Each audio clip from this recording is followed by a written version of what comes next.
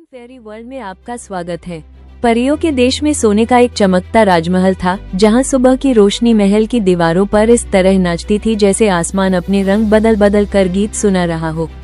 इस सुनहरे राज्य में परी रानी अपनी प्यारी बेटी गुनगुन परी के साथ रहती थी।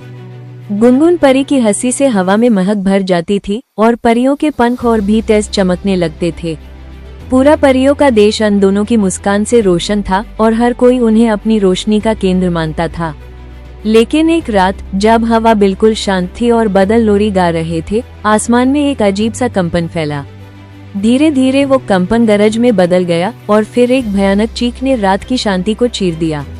बादलों के बीच एक काला दरवाजा खुला और उसमें से उगला लावा लेकर वोल्कानो का राक्षस बाहर निकला। उसकी आंखों में जलता हुआ अंधेरा था, पंखों में गुस्से की आग थी और उसका हर कदम रात को तोड़ रहा था। उसने सोते हुए गुनगुन परी को देखा और बिना एक पल गवाए यूज अपनी बाहों में उठाकर आसमान में ले उड़ा। परियों का देश एक पाल में जम सा गया, पर परी रानी का हौसला किसी तूफान से कम नहीं था। बेटी को गायब होता देखते ही उनका दिल टूट गया, पर उनकी रोशनी और तेज चमक गई। वो बिजली की तरह आसमान में उछाल गईं।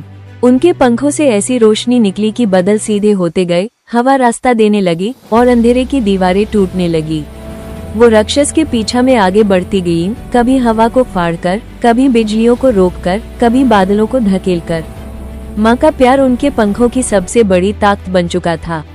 राक्षस गुनगुन परी को लेकर एक दुर्धर्ष वोल्कानो के अंदर गया, जहाँ लाल लावा बह रहा था और हवा में जलन की गर्मी थी। वहाँ उसने गुनगुन परी को पत्थर के बेड पर बांध दिया।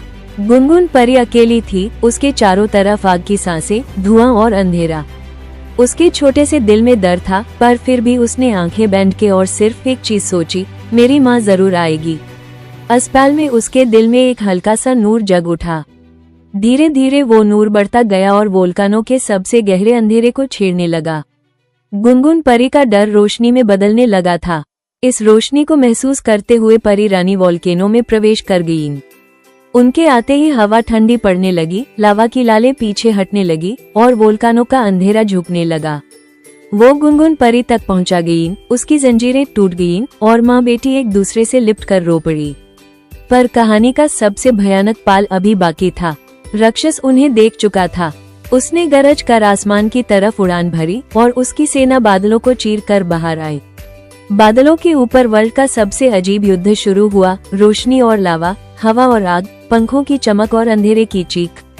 पर इसी लड़ाई में गुनगुन परी के अंदर एक नया जादू जाग उठा।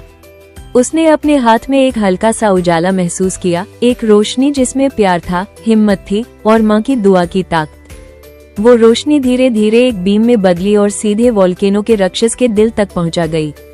राक्षस के पर कमजोर पड़ने लगे, उसका अंधेरा पिघलने लगा और एक अंतिम गरज के साथ वो लावा में गिरकर हमेशा के लिए समा गया।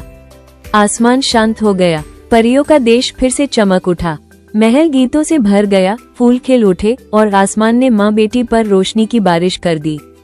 परी रानी ने गुनगुन परी का हाथ पकड़ा और कहा, तुम्हारी रोशनी ने हमें बचाया, मेरी नन्ही परी।